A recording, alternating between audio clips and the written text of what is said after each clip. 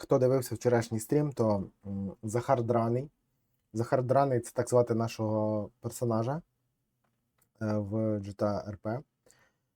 Він на шляху до багатства, на шляху до успіху вже рився в смітниках, працював на будівництві, але зараз він поїхав до бабусі свого товариша Стефана в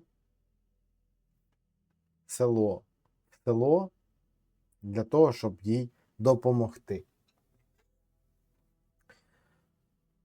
Ось. Вона попросила піти купити в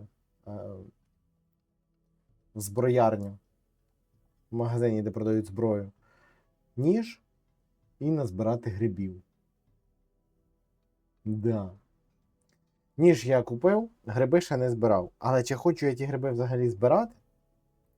Питання риторичне.